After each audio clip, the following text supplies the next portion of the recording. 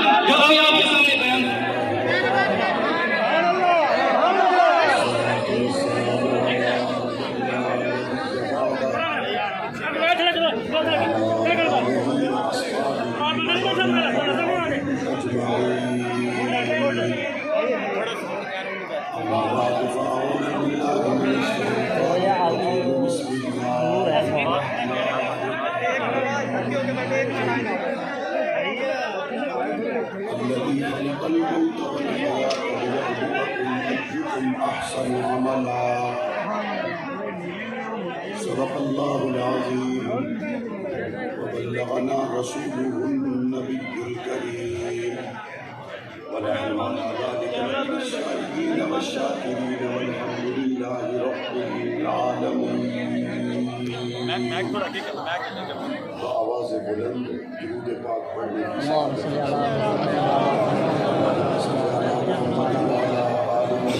كما صليت على إبراهيم وعلى آل إبراهيم إنك حميد مجيد.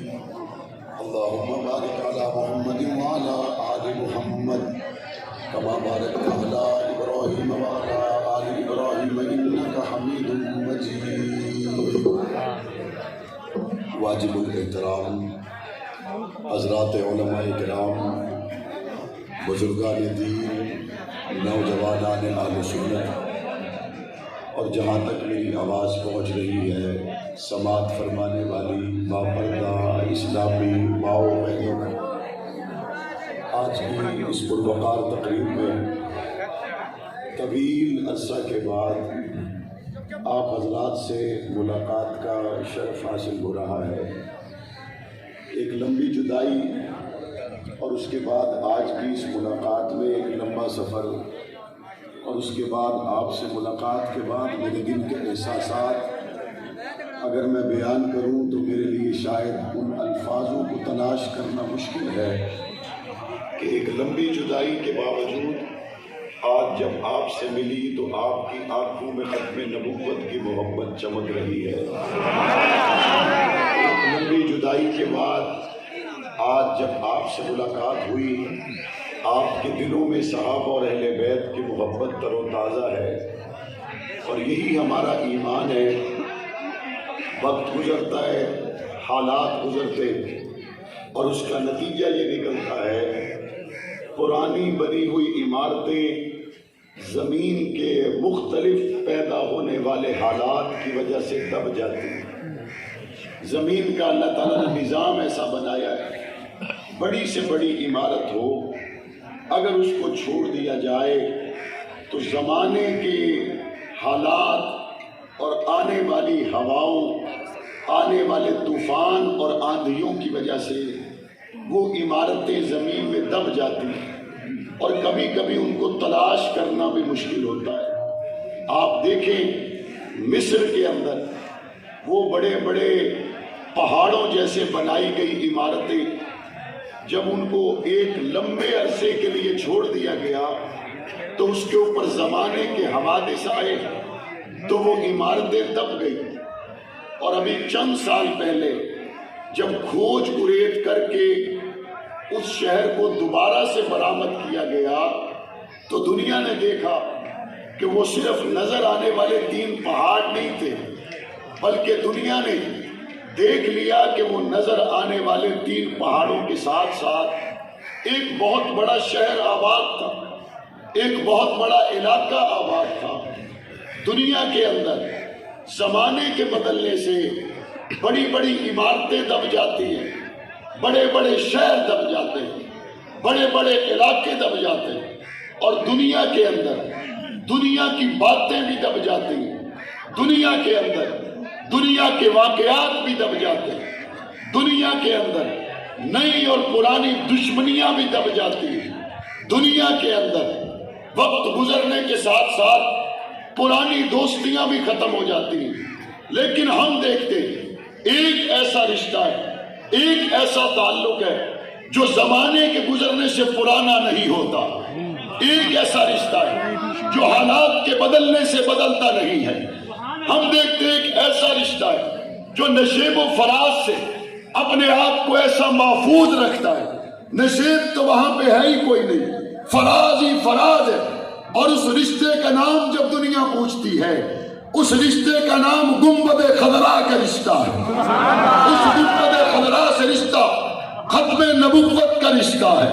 اس گنبد خضراء سے شروع ہونے والے رشتے کا نام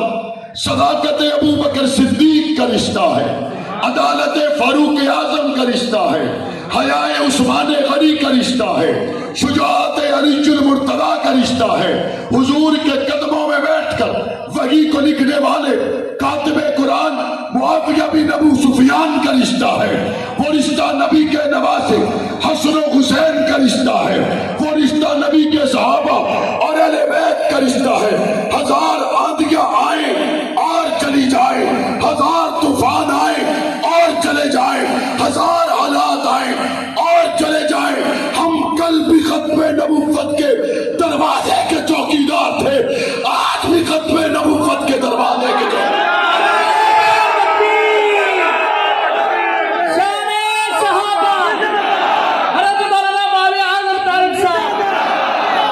اور یہ رشتہ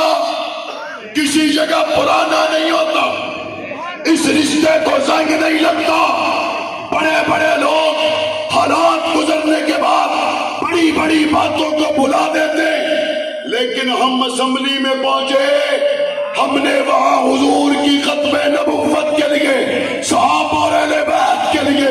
وہی بات کی ہے جو کبھی سٹیج پر حق نواز کیا کرتا تھا۔ ہم نے وہی بات کی ہے جو جرنیل اسلام اعظم طارق کیا کرتا تھا۔ ہم نے وہی بات کی ہے جو طیبہ طاہرہ عائشہ صدیقہ کا بیٹا علی شیر کیا کرتا تھا۔ وقت آنے والا ہے، ہم اسمبلی سے قانون پاس کروائیں گے، صحابہ کے گستاخ کے لیے سزائے موت کا قانون ہونا چاہیے۔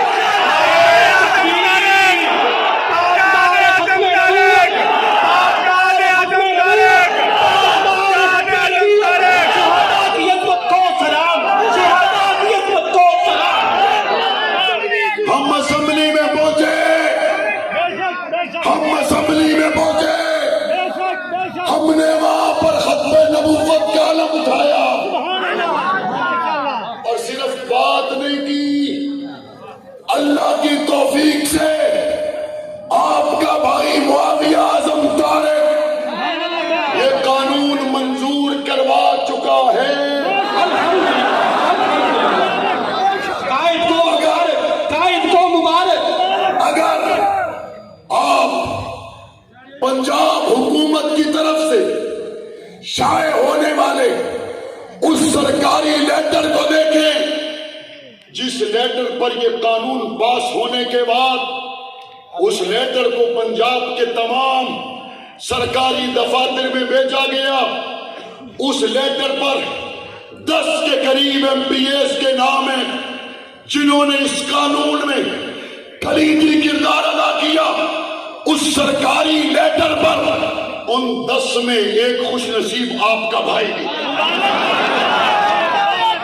اور قانون کیا پاس ہوا؟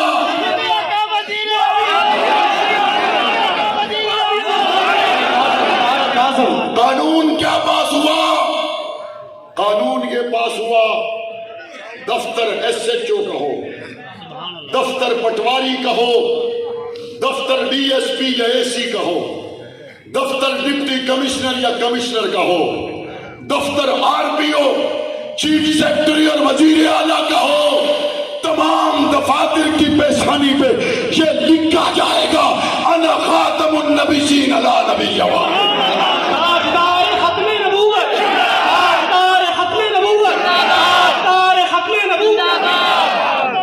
حضور کی ختم نبوت کا قانون پاس ہوا یا نہیں ہوا؟ اور الحمدللہ یہ قانون بھی پاس ہوا کہ تمام سکولوں میں قرآن مجید ناظرہ لازمی اور قرآن کا ترجمہ لازمی۔ سکولوں میں بچے قرآن پڑھ رہے ہیں یا نہیں پڑھ رہے؟ ترجمہ پڑھ رہے ہیں یا نہیں پڑھ رہے؟ مولانا اعظم طارق نے آج سے قریباً 18 سال پہلے قومی اسمبلی میں بات کرتے ہوئے یہ کہا تھا، نصاب تعلیم میں ایک بہت بڑا طبقہ یہ غلیظ حملہ کرنے کا ارادہ رکھتا ہے، ایک چھوٹا سا طبقہ یہ غلیظ ارادہ رکھتا ہے کہ نصاب تعلیم سے صحابہ کے نام نکالے جائیں۔ مولانا اعظم طارق نے اس وقت قومی اسمبلی میں جواب دے کر یہ کہا تھا، تم صحابہ کے نام کتابوں سے نکالو گے، ہم تمہیں اسمبلیوں سے باہر کریں گے۔ ہم قریباً 15 سال کے بعد جب اسمبلی میں پہنچے، ہم نے یہ قانون پاس کروایا کہ مطالعہ پاکستان،